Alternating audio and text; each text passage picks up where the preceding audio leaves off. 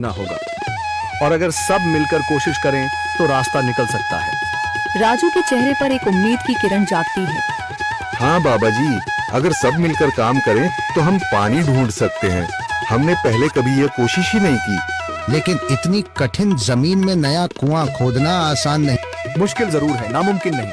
अगर हम मिलकर काम करें तो ये हो सकता है। राजू खड़ा हो जाता है। उसकी आंखों में एक नई रोशनी है। तो फिर हम कल से काम शुरू करेंगे। मैं गांव के सभी युवाओं को इकट्ठा करूंगा।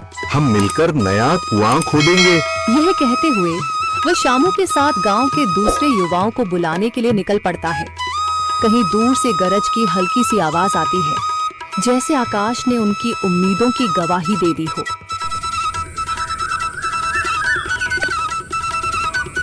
अगली सुबह राजू और शामू गांव के युवाओं को इकट्ठा करने निकल पड़े। चौधरी महेश की हवेली के सामने एक भीड़ जमा है। बाबा जी, संदरी, गांव के कुछ बुजुर्ग और किसान सभी मौजूद हैं। हम हाथ पर हाथ रखकर नहीं बैठ सकते। अगर अल्लाह ने हमें हिम्मत दी है तो हमें खुद पानी के लिए मेहनत करनी होगी। हम एक नया कुआं खोदेंगे। लेकिन राजू, क्या हमें यकीन है कि वहाँ पानी मिलेगा? बेटा, पानी जमीन के अंदर होता है, बस सही जगह खोदने की जरूरत है। हमने अपने बुजुर्गों से सुना था कि पुरानी नहर के पास जमीन नरम थी, शायद वहीं पानी हो। बाबा जी सही कह रहे हैं। अगर तुम सब यह काम करने के लिए तैयार हो तो मैं अपने कुछ मजदूर भेज सकता हूँ। धन्यवाद चौधरी जी, लेकिन हम सब खुद भी मेहनत करेंगे। यह हमारे गांव के अस्तित्व की लड़ाई है।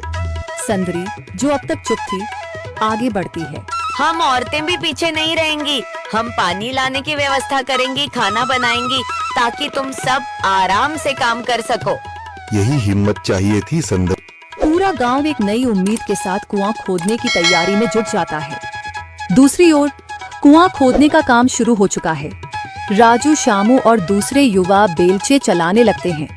मिट्टी बाहर निकाली जाने लगती है। तेज गर्मी के बावजूद सब पूरी हिम्मत के साथ जुटे हुए हैं। दोपहर की तेज धूप जमीन आग की तरह तप रही है।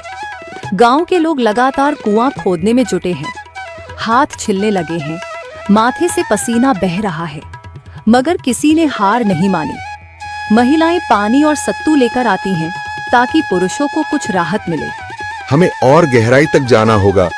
अब तक सिर्फ सूखी मिट्टी और पत्थर ही निकल रहे हैं। राजू, यह बहुत कठिन काम है। अगर हमें पानी न मिला। अल्लाह मेहनत करने वालों को कभी निराश नहीं करता बेटा। तुम सब अपनी कोशिश जारी रखो, पानी जरूर निकलेगा। हिम्मत मत हारो। अगर अब रुक गए तो फिर कभी पानी नहीं मिलेगा।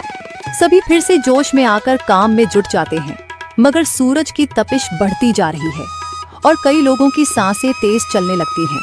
तभी एक तरफ से रामलाल और उसके आदमी हंसते हुए आते हैं। अरे भाई, तुम्हें लगता है कि जमीन तुम पर रहम करेगी? हाँ हाँ, ना समझ लोग, ये सब बेकार की मेहनत है। रामलाल, हमारा हौसला मत तोड़ो। अगर तुम मदद नहीं कर सकते तो कम से कम मजाक भी मत उड़ाओ। मदद?